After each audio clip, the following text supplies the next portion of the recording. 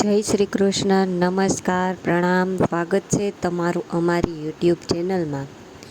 મિત્રો, આજકાલના સંતાનો માતા પિતાને જૂની પેઢીના અને ગામડિયા તેમજ ભંગાર સમજીને લાચાર બનાવીને લાચારીની જિંદગી જીવવા મજબૂર કરે છે.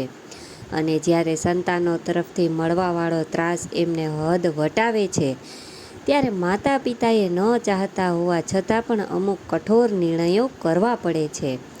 અને માતા પિતા દ્વારા આવા કઠોર નિર્ણય લીધા બાદ સંતાનોની શાન ઠેકાણે આવે છે. પરંતુ જ્યારે સંતાનોની શાન ઠેકાણે આવે છે ત્યારે ઘણું મોડું થઈ ગયું હોય છે. અને માતા પિતા તો સહનશીલતાની મૂર્તિ કહેવાય છે, કારણ કે માતા પિતા પોતાના સંતાનોના સુખ માટે ઘણું બધું સહન કરતા હોય છે. તો મિત્રો, આજની કહાની પણ એવી જ એક દુખિયારી માની કહાની છે, જે માને તેની વહુના કહેવાથી તેના દીકરાએ પોતાના ઘરમાંથી બહાર કાઢી મૂકી. અને થોડા વર્ષો બાદ જ્યારે એ જ માને એક વૃદ્ધાશ્રમમાં મળ્યો ત્યારે તેના હોશ ઉડી ગયા. તો મિત્રો, આજની આ કહાની એક પારિવારિક કહાની છે અને ખૂબ જ સમજવાલાયક અને વિચારવાલાયક કહાની બનવાની છે.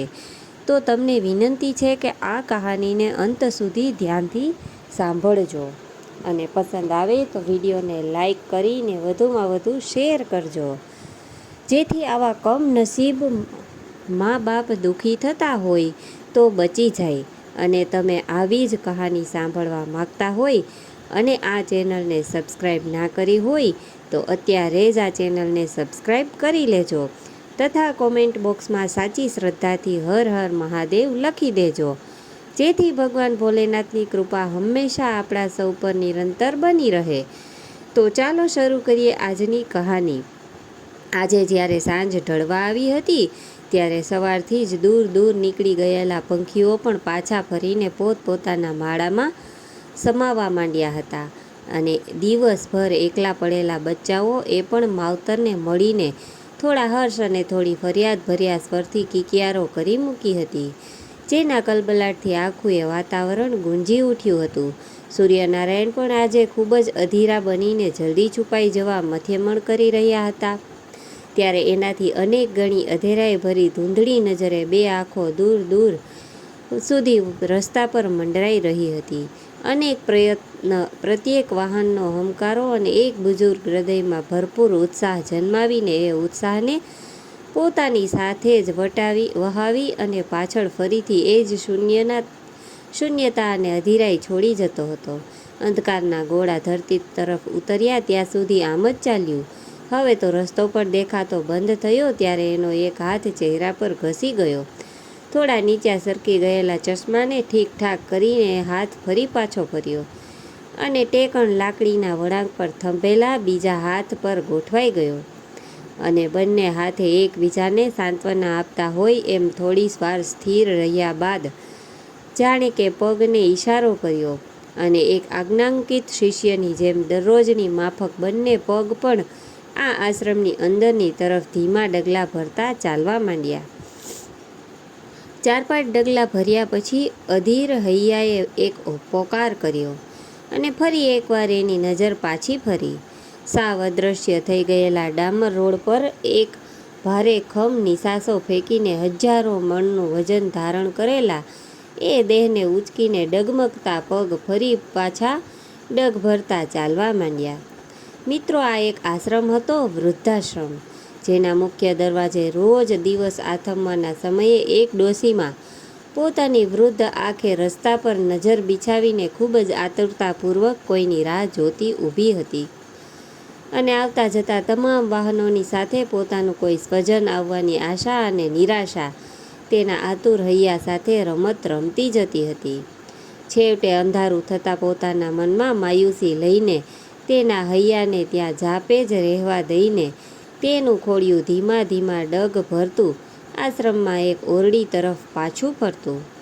આજે પોતાની ઓરડીની બરાબર સામે આવીને એના પગ થંભ્યા અને એક ઊંડો શ્વાસ ભર્યો. અને લાકડીના ટેકે ટેકે પગથિયું ચડવા તે ડોશીમાએ જેવો પોતાનો પગ ઉપાડ્યો કે તરત જ એક મોટર બાઇકનો હમકારો એના કાને અથડાયો. એ અવાજ આશ્રમના ઝાપાની અંદર આવી ગયો હોય એને લાગ્યું. ત્યારે તેણે ઉપાડેલો પગ પાછો ધરતી પર મંડાણો. કોઈ એનું હોય કે ના હોય એવા મિશ્રિત ભાવો સાથે ડોશીમાં એવું વિચારીને પાછા ફર્યા ત્યારે તો તે મોટરકાર છેક તેની નજીક આવી ગઈ હતી. થાંભલાની લાઇટના અજવાળામાં ત્યારે આછી પાતળી નજરે જીવીબા તેના તરફ જોઈ રહ્યા. થોડીવાર પાછો 30-30 વર્ષનો એક યુવાન ગાડીમાંથી નીચે ઉતર્યો. તેને જોતાં જ જીવીમાના જીવમાં જીવ આવ્યો અને થાકેલા એના પગમાં નવું જોમ ઉભરાણું. ત્યારે દોડીને એ યુવાને એક નાનકડા બાળકની જેમ પોતાની ગોદમાં ઉંચકી લેવા એનું હૈયું અધૂરું બની ગયું. પરંતુ એ એમ ના કરી શક્યા, કારણ કે તેના એક પગે ત્યાંથી ઉપડવાની સ્પષ્ટ ના પાડી દીધી. મિત્રો, આ અબોલ યુવાન એ બીજું કોઈ નહીં પરંતુ જીવીમાનો દીકરો નરેન્દ્ર હતો. તેનો એકનો એક દીકરો નરેન્દ્ર ત્યારે ગાડીમાંથી ઉતરીને જીવીમા પાસે આવ્યો અને ઉડતા હાથે જય શ્રી કૃષ્ણ કર્યા. ત્યારે જીવીમાએ હંમેશની જેમ ઘણું જીવો દીકરા અને સુખી થજો એવા ભાવ સાથે પોતાના બંને હાથ ઊંચા કરીને આશીર્વાદ આપ્યા. ત્યારે અચાનક નરેન્દ્ર પાછો વળી ગયો અને પોતાની ગાડી પાસે જઈને ઊભો રહ્યો. આ જોઈને જીવીમાને થોડું અચરજ થયું અને સાથે દુઃખ પણ થઈ રહ્યું હતું. પરંતુ તેઓ ત્યારે કશું જ બોલ્યા વિના માત્ર પોતાના દીકરા સામે જોઈ જ રહ્યા હતા. જીવીમાનો દીકરો નરેન્દ્ર મહિને 2 મહિને એકાદ વાર તેની જનેતાની ખબર અંતર પૂછવા માટે વૃદ્ધાશ્રમમાં આવતો હતો અને એ પણ પોતાની ઓફિસેથી ઘરે પાછા ફરતી વખતે. જીવીમાને તો રોજ પોતાના દીકરાનો ઇંતજાર રહેતો, પરંતુ દીકરાને પોતાની માને મળવા આવવાનો સમય ક્યાં હતો? ક્યારેક દિવસ આથમવાના સમયે આવતો અને તેની મા સાથેની મુલાકાત લગભગ તો આ વૃદ્ધાશ્રમના ઝાપા સુધી જ સીમિત રહેતી.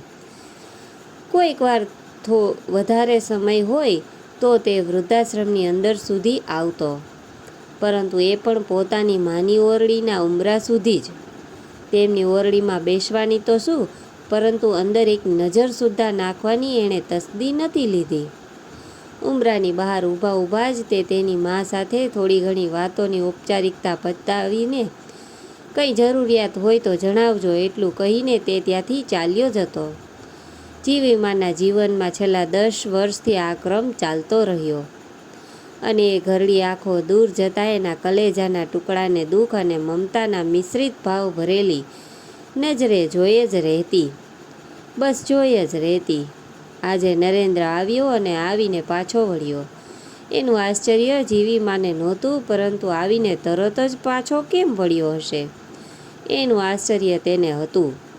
ત્યાં જ નરેન્દ્રએ પોતાની મોટરકારનો દરવાજો ખોલ્યો અને સાદ પાડ્યો, બેટા પિન્ટુ, બહાર આવતો. ત્યારે જીવીમાના ઉંમરલાયક કાને પણ બેટા પિન્ટુ શબ્દને બરાબર સાંભળ્યો અને એમનું હૈયું હરખાણું. અને કોણ જાણે કેમ, પરંતુ ક્ષણભરના જ એના માનસના હજારો કલ્પનાઓ કોરીને કોઈ એક ચોક્કસ તારણ પર આવી ગયું અને એની કરચલીઓવાળા ચહેરા પર જાણે ગજબની ચમક આવી ગઈ હોય અને એમનું હૈયું ઘડીભર તો ધબકાર ચૂકી ગયું. અને પછી એણે જોયું તો 3 વર્ષનો એક બાળક ગાડીમાંથી નીચે ઉતર્યો. પછી નરેન્દ્રએ ગાડીનો દરવાજો બંધ કર્યો અને બાળકનો હાથ પકડી જીવીમાં જ્યાં ઊભા હતા એ તરફ પગ ઉપાડ્યા. દાદીમા પાસે પહોંચીને પિન્ટુએ કાલી ઘેલી ભાષામાં કહ્યું, જય શ્રી કૃષ્ણ દાદીમા.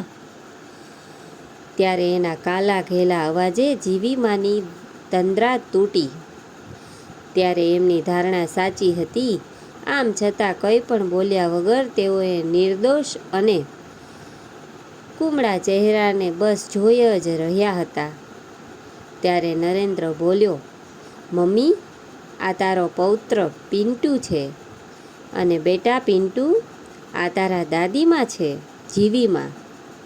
નરેન્દ્રએ ત્યારે બંનેની ઓળખાણ કરાવી. ત્યાં સુધીમાં તો નાનકડો પિન્ટુ જીવીમાનો પાલવ પકડીને દાદીમા દાદીમા કહેતો 3-4 ફૂદરડીઓ ફરી ગયો હતો.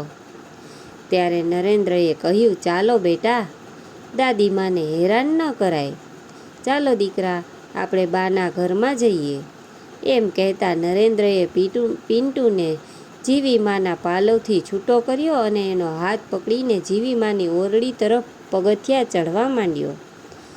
આ બધું બની ગયું છતાં હજુ જીવીમાં સ્થિર ઊભા હતા.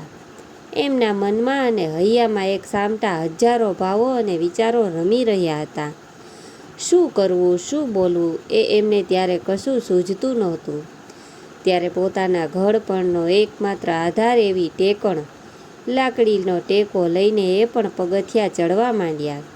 10 બાય 10 ફૂટની એમની નાનકડી ઓરડી અને એક ખૂણામાં નાનકડો પલંગ, એના ઉપર સફેદ રંગનું પાથરણું, ઓશીકું અને ઓઢવાનો એક ધાબળો, બાજુમાં એક ખુરશી પડી હતી. પાસેના ખૂણામાં સ્ટેન્ડ પર પીવાના પાણીની એક માટલી અને ગ્લાસ હતા. એક દિવાલમાં નાનકડું કબાટ હતું. કોણ જાણે એમાં શું ભર્યું હશે. છત પર એક પંખો જે હંમેશા પહેલા ગિયરમાં જ ફરતો હતો અને ઓછા વોલ્ટેજવાળી એક ટ્યુબલાઇટ લાગેલી હતી. પાછળની દિવાલમાં એક બારી જે હંમેશા બંધ જ રહેતી. વેન્ટિલેશનના કાચમાંથી અજવાળું આવતું અને હવામાં ઝૂલતા ઊંચા વૃક્ષો પણ ક્યારેક ડોકાઈ જતા. આમ છતાં ઓરડીની હાલત અને સ્વચ્છતા એકંદરે ખૂબ જ સારી હતી. ત્યારે જીવમાં આવીને પોતાના પલંગ પર બેઠા ત્યારે નરેન્દ્રએ ઓરડીના દ્વાર પર જ ઊભો હતો અને પોતાના દીકરા પિન્ટુને અંદર મોકલતા કહ્યું, જા બેટા, તું અને દાદીમાં વાતો કરો, ત્યાં સુધીમાં હું બજારમાં જઈને આવું છું. એટલું કહીને નરેન્દ્ર ત્યાંથી ચાલતો થયો. ત્યારે નાનકડો પિન્ટુ થોડો ખચકાયો. એની નજર ઝડપથી આખી ઓરડીમાં ફરીને ચાલ્યા જતા પોતાના પિતા નરેન્દ્ર પર મંડાણી. જીવીમાં પિન્ટુના અપરિચિત દાદીમા હતા. પપ્પાની હાજરીમાં તો એ દાદીમાને ઘેરી વળ્યો હતો, પરંતુ હવે પોતે અને દાદીમા એકલા જ હતા. આમ છતાં ક્ષણભરની ઓળખાણે દાદીમા પ્રત્યે એનામાં કુદરતી રીતે પોતાનું પડવું ઉભરાણું હતું. ત્યારે મોટર કારનો દરવાજો બંધ કરતાં તેના પપ્પાને પિન્ટુએ ટાટા પાપા કહીને હાથ ઊંચો કર્યો અને ગાડી ત્યાંથી નીકળી ગઈ. ત્યારે આકાશમાં દૂર દૂર જોતો તે ત્યાં જ ઊભો રહી ગયો. ત્યારે જીવીમાં તો તેના આ નાનકડા માસૂમ પૌત્રને જોઈ જ રહ્યા હતા. આ પિન્ટુએ ઘણા વર્ષો પછી તેના ચહેરા પર આજે સ્મિત લાવી દીધું હતું.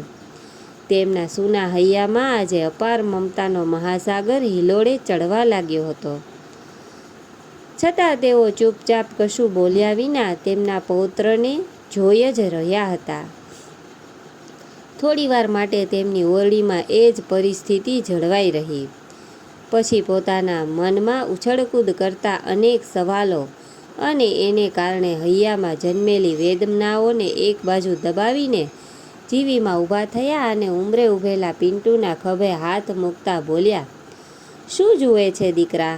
ત્યારે એણે દાદીમાના ચહેરા તરફ જોયું અને ક્યારેય ના જોયા હોય એવા મમતા અને વિશ્વાસ એણે જીવીમાની આંખોમાં જોયા.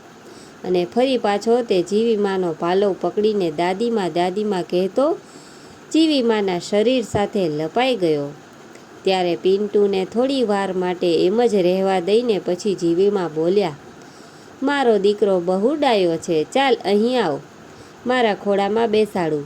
એટલું કહીને જીવીમાં પલંગમાં બેઠા અને પિન્ટુને પોતાના ખોળામાં ઉંચકી લીધો. ત્યારે પિન્ટુને આજે અલૌકિક હૂંફનો અનુભવ થતો હતો. એના હૈયાને અને મનને અને આત્માને દાદીમાના ખોળાની ઓથ ખૂબ જ ગમી. પછી તે માલી દાદીમા કહેતો પિન્ટુ જીવીમાના ખોળામાં લપાઈ ગયો. જીવીમાએ પણ પોતાના વાત્સલ્ય ભરવા 2 હાથથી પિન્ટુને પંપાળવા માંડ્યું.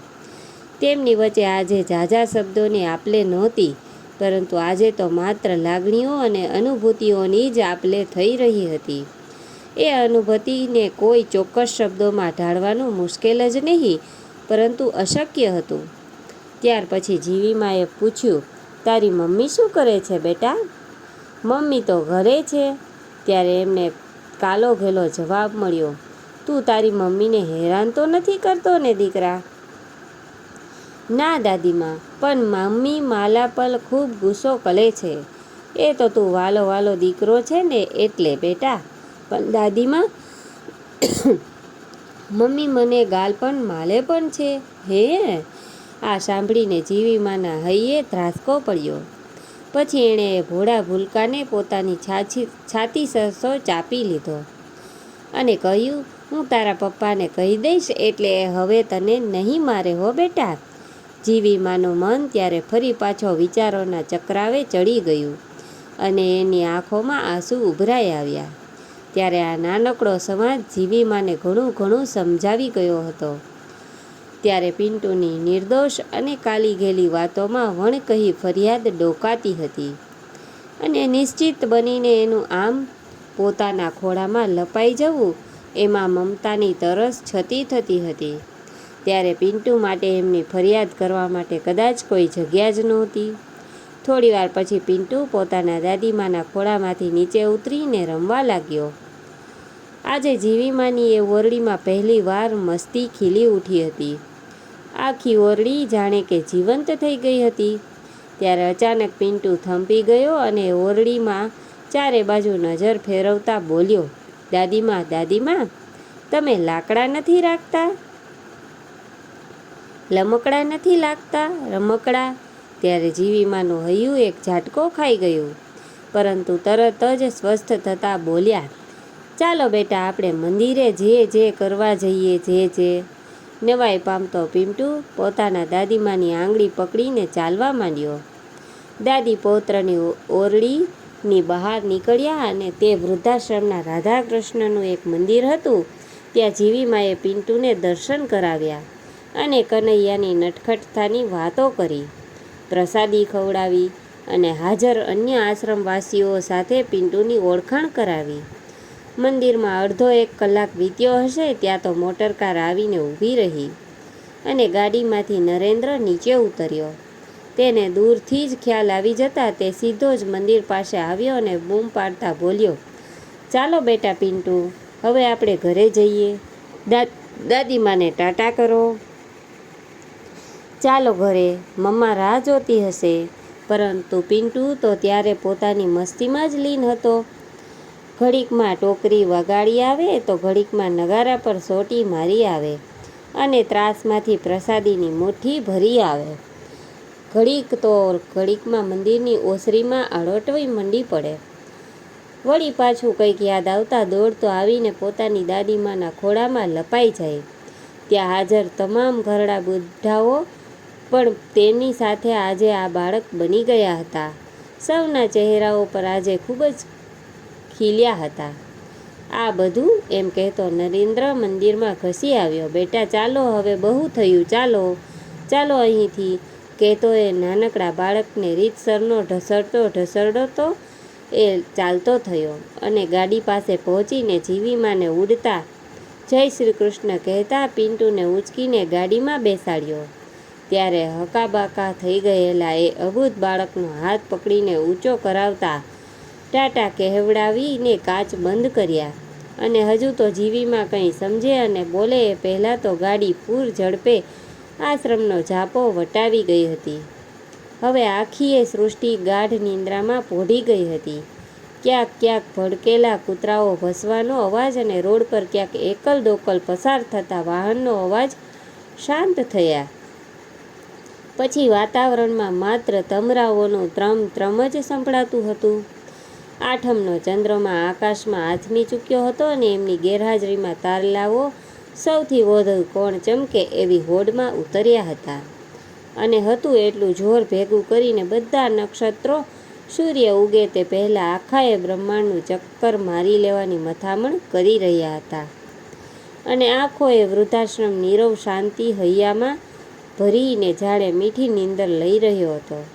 ત્યારે શાંતિ નહોતી તો માત્ર એક જીવીમાને. તે પોતાની ઓરડીમાં ડીમ લાઇટના આછા અજવાળામાં પણ પોતાની ધૂંધળી નજરમાં આજે ઘણું બધું જોઈ રહી હતી. ત્યારે અચાનક એમના બેચેન માનસે ઊંડા ભૂતકાળ ભણી દોટ મૂકી. આજથી લગભગ વર્ષો પહેલાં કોઈ નાનકડા ગામમાં રહેતા એક ગરીબ ખેડૂતના પરિવારમાં 5મી દીકરીનો જન્મ હતો. ત્યારે કુટુંબમાં કોઈને હરખાવા જેવું કંઈ હતું નહીં એની માએ તો નિરાશા અને ગુસ્સાથી એ દીકરીને મરતી હાલતમાં જ છોડી દીધી હતી. આમ છતાં મોત તેનું એટલું નજીક ક્યાં હતું? હવે દિવસો વીતવાની સાથે એ દીકરી પણ મોટી થતી ગઈ. તેના મા બાપનો પ્રેમ તેને ઓછો ભાગમાં આવતો, પરંતુ કુદરત એના પર ઓવારી ગઈ હતી. સુંદરતા, હોશિયારી, નીડરતા, સહનશક્તિ જેવા ગુણો ઈશ્વરે એને ખોબલે ખોબલે આપી દીધા હતા. ઓછા ધોરણ સુધીની શાળામાં અને કુટુંબનું શિક્ષણનું પ્રમાણ ઓછું હોવાથી તે માત્ર 4 ચોપડી જ ભણી શકી હતી. હવે ઉંમરલાયક થતાં બાજુના ગામમાંથી તેનું માગું આવ્યું અને લગ્ન લેવાઈ ગયા. તેનો સાસરી પક્ષ પણ મધ્યમ વર્ગી હતો, પરંતુ પતિ કંઈક જુદી જ માટીનો બનેલો માનવી હતો. કડાકૂટવાળું એનું મગજ, એનું મન ખેતીમાં લાગતું જ નહોતું. અને એક દિવસ એના કદમ શહેર તરફ ઉપડી ગયા અને વહુ બનીને આવેલી એ દીકરીની પોતાની સાસરીમાં એકલી રહી ગઈ. અને તેના પતિએ શહેરમાં જઈને એક કારખાનામાં નોકરી મેળવી લીધી. એકાદ વર્ષમાં એક ઓરડી ભાડે રાખીને એણે પોતાની પત્નીને પણ શહેરમાં બોલાવી લીધી. હવે સમય આમ જ વીતતો ચાલ્યો અને તેના પતિએ નોકરી છોડીને પોતાનો સ્વતંત્ર ધંધો શરૂ કર્યો. પતિ પત્ની બંનેએ ખભે ખભા મિલાવ્યા અને તેમની મહેનત રંગ લાવી. કુદરત પણ તેના પર મહેરબાન થઈને ગણતરીના વર્ષોમાં જ મજૂરી કરતો એક ગરીબ માણસ હવે એક મોટો મિલકતદાર મહાનુભાવ બની ગયો હતો. સરળ હૃદયના પતિ પત્ની ખૂબ જ સુખેથી પોતાનું જીવન જીવતા હતા. તેને કોઈ ચીજની કમી નહોતી. ખોટ હતી તો માત્ર શેર માટીની. પથ્થર એટલા દેવ કર્યા ત્યારે ઘણા સમય પછી તેમની શ્રદ્ધા ફળી અને તેમના ત્યાં પારણું બંધાયું. એક પુત્રનો જન્મ થયો. બસ હવે તેમને કોઈ જ વાતનો અફસોસ ન હતો. જીવનમાં સુખ જ સુખ હતું. પરંતુ ભાગ્યએ કંઈક જુદું જ વિચાર્યું હતું. દીકરો જ્યારે એકાદ વર્ષનો થયો હશે ત્યાં તો એક માર્ગ અકસ્માતમાં તેના બાપનું અવસાન થયું. ત્યારે વિધવા માએ આવો કારમો ઘા સહન કરવાનું ખૂબ જ મુશ્કેલ હતું. છતાં એ હિંમત હારી નહીં. એણે પોતાના મનને મક્કમ બનાવી લીધું. કાળજું કઠણ કરીને જીવન નૈયાને આગળ ધપાવવા લાગી. પરંતુ તેનું ભાગ્ય તેનો પીછો છડે તેમ નહોતું. ધંધામાં ખોટ, મિલકતોની જપ્તી, ઉઘરાણીવાળાઓની કનડગત, નાની મોટી બીમારીઓ જેવા ઉપરા-ઉપરી ફટકાઓ એ એના જીવનને સપાટ બનાવી દીધું હતું. થોડા સમય પછી બધું જ યાદ બાદ કરતાં બાકી રહ્યું તો માત્ર એક નાનકડું ઘર અને થોડીક રોકડ. સુખ અને સંપત્તિ સાથે સગા વહાલાઓએ પણ મોઢા ફેરવી ગયા હતા. પતિ સાથે વિતાવેલો સમય અને આ વિકટ પરિસ્થિતિના બે પડળ વચ્ચે ભીસાતી એ વિધવા માટે આ શહેરમાં જીવવું દુષ્કર હતું. અને પોતાની સાસરીમાં પણ તે એક અભાગણી તરીકે અંકાઈ ગઈ હતી. અને પોતાના પિયરમાં તો પોતે બોજ બનવા માગતી નહોતી. ઉપરથી એક બાળકની જિંદગીનો પણ સવાલ હતો. પછી એક દિવસ મક્કમ નિર્ધાર સાથે તેણે શહેરને છોડી દીધું અને અજાણ્યા કોઈ શહેરમાં જઈને એક ઓરડી ભાડે રાખી અને રહેવા લાગી. મિલકતના વેચાણથી મળેલી મૂડીથી એક નાનકડો ગૃહ ઉદ્યોગ શરૂ કર્યો. હવે કુદરત પણ ફરીથી તેના પર રીઝી હતી. પૈસાની બચત થઈ પોતાનું એક નાનકડું ઘર લીધું. દીકરો ભણી ગણીને મોટો થઈ ગયો હતો અને એના લગ્ન લેવાના. ઘરમાં પુત્રવધૂના પગલાં થયા ત્યારે તો તેના દીકરાને ધંધો સંભાળી લીધો હતો અને વિધવામાં નિવૃત્ત થઈ ચૂકી હતી અને બધી પળોજણ એક બાજુ મુકાઈ ગઈ હતી. હવે પ્રભુ ભજનમાં પોતાનો સમય વિતાવવાનો હતો અને દીકરાના બાળકોને રમાડવાનો સમય વિતાવવાનો હતો. પરંતુ હાય રે કિસ્મત! થોડા જ સમયમાં પુત્રવધૂએ પોતાનો પોત પ્રકાશ્યું અને તેને ડોશીની સામાન્ય વાત પણ કચકચ બનીને ખૂંચવા લાગી.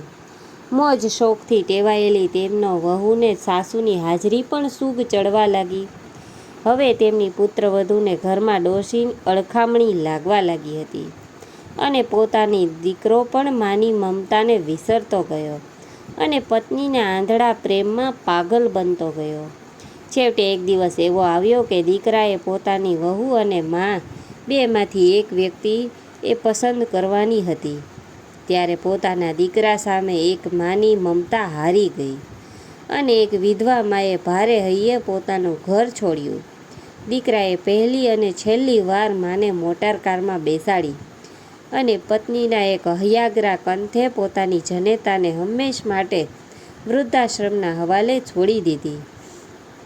એક હૈયાગ્રો કંથ એટલે આ નરેન્દ્ર અને કરમ ફૂટેલી એ વિધવા મા એટલે આપણા જીવીમાં, જેઓ છેલ્લા 10 વર્ષથી આ વૃદ્ધાશ્રમની 10x10ની એ ઓરડી જીવી માનું ઘર હતું. આમ છતાં એને એક વાતનું સુખ હતું કે દીકરો તો સુખી છે ને, અને ઊંડે ઊંડે એક વાતનો વસવસો પણ ઘોળાયા કરતો હતો કે દીકરાના બાળકોને પોતે રમાડી ના શકી અને છેલ્લા 10 વર્ષ પોતાના સ્વજનો વિના જીવી માએ માટે 10 યુગો જેવડા વિતાવ્યા હતા. જોકે એમને આ વૃદ્ધાશ્રમમાં કોઈ વાતનું દુઃખ નહોતું, છતાં પોતાનો પરિવાર નહોતો અને તેમણે આ 10 વર્ષ દરમિયાન પુત્રવધૂને ક્યારેય જોઈ ન હતી. પોતાનો દીકરો તો બદલાઈ ચૂક્યો હતો. તે પોતાની માને મળવા માટે માત્ર આવવા ખાતર જ આવતો અને ચાલ્યો જતો. એના વર્તન અને વાણી પરથી જીવીમાં ક્યારેય તેને પૂછવાની હિંમત કરી શક્યા નહોતા કે દીકરા તારે કોઈ સંતાન છે કે નહીં, પરંતુ આજે આથમતી સાંજે એના માટે જાણે કે સોનાનો સૂરજ ઉગ્યો હતો. પોતાના વાલ સોયા પૌત્ર પિન્ટુને મળીને તેઓ ભૂતકાળની તમામ મુસીબતોને ભૂલી ગયા હતા. એમનું હૈયું દુનિયાભરની ખુશીઓથી છલકાઈ ગયું હતું. ખાલી ખાલી લાગતું તેમનું જીવન આજે પૌત્રની મસ્તીભરી યાદથી ભર્યું ભાદર્યું બની ગયું હતું. અચાનક જ ખુશીઓનો અવાજ એ વિચારના મેળામાંથી એમનું હૈયું ફંગોળાયું.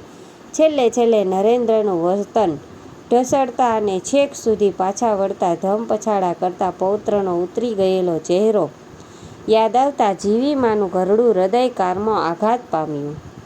પૌત્ર 3 વર્ષનો થયો છતાં પોતાને એના જન્મની જાણ સુદ્ધા કરવાની તસ્દીએ પોતાના દીકરાએ નહોતી લીધી.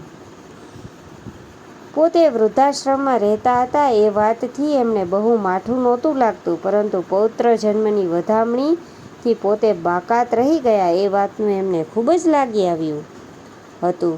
નાનકડો પિન્ટુ યાદ આવતા જીવીમાં ફરી પાછા પોતાના ભૂતકાળમાં સરી પડ્યા અને એમને પોતાના પુત્ર નરેન્દ્રનું બાળપણ સાંભળી આવ્યું.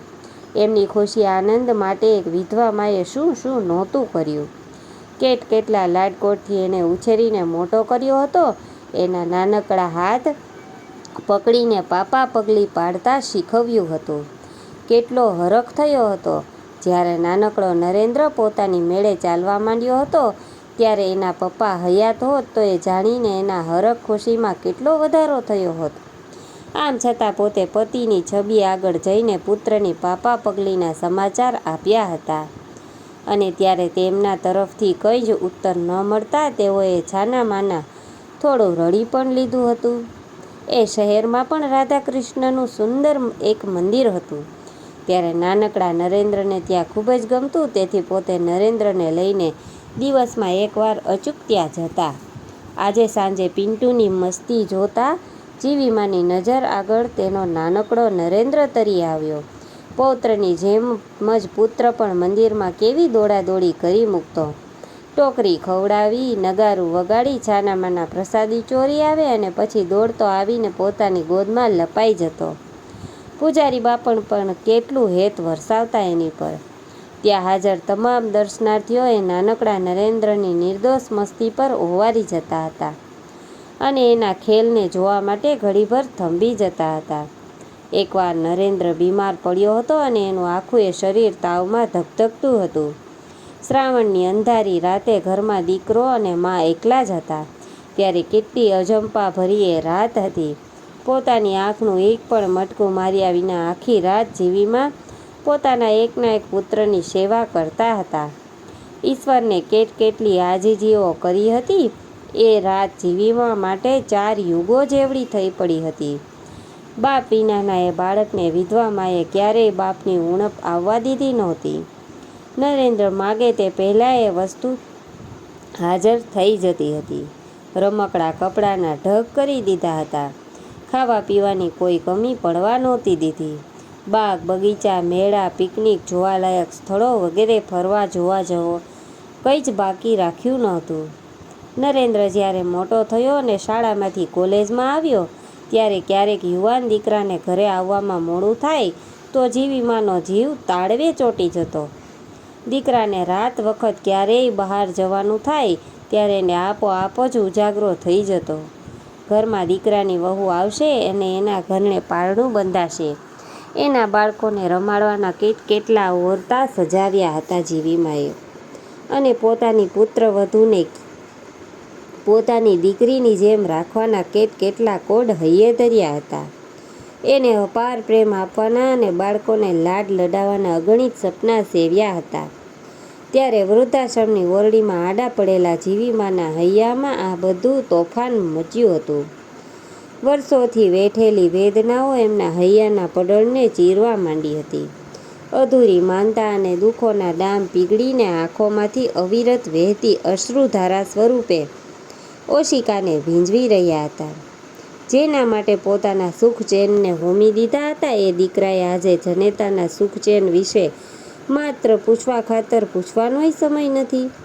પોતાની પાસે બેસીને સુખ દુઃખની થોડી વાતો કરવાની એ ફુરસદ નથી. પોતે ભૂખ્યા રહીને જે દીકરાને સ્વાદથી ભરપૂર ભોજન જમાડ્યું એ દીકરાને એવું પૂછવા માટેના શબ્દો નથી સૂઝતા કે બા તારે શું ખાવું છે. વર્ષોથી જેની રાહ જોઈ હતી એ જેના ઓરતા હતા એ પૌત્ર પાસે બે ઘડી મુક્ત મનથી બેસવાની કે એની કાલી ઘેલી વાતો સાંભળવાની પણ છૂટ નહીં. ધીરજ અને સહનશક્તિના બંધ હવે તૂટવા માંડ્યા. જીવીમાનું થાકેલું હૈયું હવે રાતના સૂનાપનમાં એક પછી એક કારમા ઘા ખાઈ રહ્યું હતું. નાનકડો પૌત્ર પિન્ટુ યાદ આવતા અને મમ્મી મને માલે છે એ શબ્દો જીવીમાને ધ્રુસકે રડાવી મૂક્યા. અરે રે, આ કુમળા મનનું બાળક, એને વાલ જોઈએ એની જગ્યાએ માર પડે છે. કેવો લપાઈ ગયો હતો એ પોતાની ગોદમાં. માની મમતાભરી હૂંફથી એને કેટલી તરસ હતી. આટલી નાનકડી ઉંમરમાં પણ જાણે વર્ષોથી કેદમાંથી મુક્ત બન્યો હોય એમ કૃષ્ણ મંદિરની ઓસરીમાં એ કેવો ખીલી ઉઠ્યો હતો. એ નાનકડો પિન્ટુ, મારો દીકરો નરેન્દ્ર દિવસભર ધંધે જતો હશે. કામકાજથી કંટાળેલી પુત્રવધુ પોતાનો ગુસ્સો આ બાળક પર ઉતારતી હશે. મા બાપની લાગણી અને પ્રેમ ઝંખતો એ બાળક કોની આગળ ફરિયાદ કરતો હશે. આખો દિવસ ઘરમાં પુરાઈ રહેવાનું એને કેમ સહન થતું હશે. એને લાડકોડ કોણ લડાવતું હશે. હાલરડા તો એને સાંભળ્યા જ ક્યાંથી હોય. કૃષ્ણની અને પરીઓની વાર્તાઓ એણે કોણ કહેતું હશે. અરે રે, શી વીતતી હશે એ બાળક ઉપર. સમી સાંજે જીવીમાના હૃદયરૂપી નભમાં ઉગેલો સોનાનો સૂરજ હવે કાળો પડવા માંડ્યો હતો, અને એની આંખ ઝાખપમાં એનો અંતરાત્મા પણ ધીરે ધીરે ઓગળતો જતો હતો. અને જોત જોતામાં રાત વીતી ગઈ. કુકડાની બાંગ સાથે પંખીઓના મીઠા કલરવથી આખોય વૃદ્ધાશ્રમ ગુંજી ઉઠ્યો હતો. દૂર ઉડી જવાની તૈયારીઓ કરતા માવતર પંખીઓ જાણે કે બચ્ચાઓને શિખામણ આપી રહ્યા હતા કે માળાની બહાર ન નીકળતા, ઉછળકૂદ કરતા નહીં. બિલ્લી માસી અને બાજ કાકાથી સાવધાન રહેજો. તો વળી બચ્ચાઓ પણ ફરિયાદ કરતા હોય એમ કહી રહ્યા હતા કે બા બાપુજી, તમારા વિના અમને ફાવતું નથી. આખોય દિવસ બીક લાગ્યા કરે છે. માનો ખોળો યાદ આવે છે. બાપુજીનો વહાલ સાંભળે છે. આમ ક્યાં સુધી અમને એકલા રાખશો. ઉગમણે આબમાં સૂરજદેવ પણ સાતેય અશ્વો પલાળેલા પોતાના રથ પર બેસીને આકાશ યાત્રા આરંભવાની તૈયારી કરી રહ્યા હતા. ઉષાદેવીએ કુમકુમથી શુભ તિલક વિદાય તિલક કરીને છાંટણા નાખતા આકાશ પણ લાલઘૂમ બની ગયું હતું, અને સૂર્યદેવનો સોનેરી રથ હમણાં જ નીકળ્યો કે નીકળશે એવી અધીરાઈમાં સૃષ્ટિ જાણે કે ઊંચી નીચી થઈ ગઈ હતી. વૃદ્ધાશ્રમવાસીઓમાં ચહલપહલ શરૂ થઈ ગઈ હતી. રાધાકૃષ્ણ મંદિરમાં પૂજા થઈ ગઈ હોવા છતાં ઝાલર ઘંટ નગારાનો હજુ પણ આખા વાતાવરણમાં ગુંજી રહ્યો હતો. તમામ વૃદ્ધાશ્રમવાસીઓ નિત્યક્રમ મુજબ હવે મોર્નિંગ વોક માટે ભેગા થવા માંડ્યા હતા.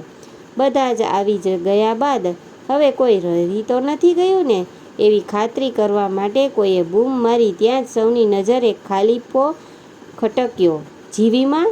અરે જીવીમાં તો નથી આવ્યા. ક્યાં ગયા હશે એ તો આરતીમાં પણ નહોતા. હે, કંઈ સાજા માંદા તો નથી ને? ના ના, કાલે મોડી રાત સુધી સાવ સાજા હતા. અરે કોઈ એમની રૂમમાં તો જોઈ આવો. હા હા, હું જોઈ આવું છું, એમ કહીને જીવીમાના એક સહેલી એમની ઓરડી તરફ ઉપડ્યા. બાકીના બધા અટકળો દોડાવતા ઊભા હતા. ત્યાં તો અચાનક બૂમ પાડી. અરે રે, દોડજો દોડજો! જીવીમાં તો ત્યારે હુંડુડું કરતા સૌ પહોંચ્યા તેની ઓરડી આગળ. એક બે જાણે અંદર જઈને તપાસ કરી તો ખબર પડી કે જીવીમાં સ્થિર થઈ ગયા હતા. એમનું પ્રાણ પંખેરું ઉડી ગયું હતું. શું બન્યું એ કોઈને સમજાયું નહીં. સૌના ચહેરા પર ગમગીની અને હૈયામાં હાયકારો હતા. કોઈ કહે એટેક આવ્યો હશે તો કોઈ કહે ઉંમરને કારણે કંઈક થયું હશે. ત્યાં હાજર તમામે પોતપોતાની રીતે અટકળો દોડાવી. કોઈએ નરેન્દ્રને ફોન કરીને જાણ કરી તો તે આવ્યો અને આવીને દૂર ઊભો રહ્યો. બધાને એમ હતું કે હમણાં પોક મૂકીને રડી પડશે. ત્યારે સૌની ધારણા ખોટી પડી. તેણે પેન્ટના ખિસ્સામાંથી પર્સ કાઢ્યું અને હજારની 5 નોટો કાઢીને બાજુમાં ઊભેલા એક બુઝુર્ગના હાથમાં પકડાવતા બોલ્યો, લ્યો દાદા, બા માટે જે વિધિ કરવાની હોય તે કરી દેજો અને મારે એક જરૂરી મીટિંગ છે, તેથી હું જાઉં છું. એટલું કહીને તે ફટાફટ નીકળી ગયો. હવે શું? કોઈને કશું કહેવા જેવું જ રહ્યું નહીં. પાસેના એક સ્મશાનમાં જીવીમાના અંતિમ સંસ્કાર કરવામાં આવ્યા. જીવીમાનો નશ્વર દેહ પંચમહાભૂતમાં વિલીન થઈ ચૂક્યો હતો. આખી જિંદગી મુશ્કેલીઓ અને દુઃખો સામે એકલા હાથે ઝઝૂમનાર જીવીમા આજે પૌત્ર પ્રાપ્તિની એક ખુશી સામે હારી ગયા હતા. પોતાના પૌત્ર પિન્ટુને પામવાનો હરખ મેળવીને તેઓ વૃદ્ધાશ્રમવાસીઓની આંખોમાં આંસુ છોડીને ગયા હતા. આત્મજનોથી તરછોડાયેલા જીવીમાં આજે ઈશ્વરે અપનાવી લીધા હતા. સૌ પ્રથમ જેની ચહલ પહલથી આખો વૃદ્ધાશ્રમ જાગી ઉઠતો એવા જીવીમાં પોતાના ઘડપણમાં વાગેલો ઘા જીરવી ન શક્યા. હંમેશા માટે શાંત થઈ ગયા હતા. એટલે જ મિત્રો કોઈએ કહ્યું છે કે તમારા મા બાપને જ્યાં સુધી જીવતા છો ત્યાં સુધી તમે બની શકે એટલી સેવા કરજો. જો કે નહીં હોય ત્યારે પીપળે પાણી રેડીએ કશું નહીં થાય. તો દોસ્તો, આ કહાની તમને કેવી લાગી તે કોમેન્ટ કરીને જણાવજો. અને જો કહાની પસંદ આવી હોય તો વિડીયોને લાઈક કરીને વધુમાં વધુ શેર કરજો. આ ચેનલ પર નવા હોય તો આવી કહાની સાંભળવા માંગતા હોય તો આ ચેનલને સબસ્ક્રાઈબ જરૂરથી કરી લેજો. અને હા, નોટિફિકેશન બેલને જરૂર દબાવજો, જેથી અમારા આવનાર નવા વિડીયોની અપડેટ તમારા સુધી સૌથી પહેલાં પહોંચે. તો ચાલો મિત્રો, હવે મળીશું નવી કહાની સાથે. ત્યાં સુધી તમામ મિત્રોને જય શ્રી કૃષ્ણ, રાધે રાધે, હર હર મહાદેવ. આ કહાનીને પૂરી સાંભળવા માટે તમારો ખૂબ ખૂબ આભાર.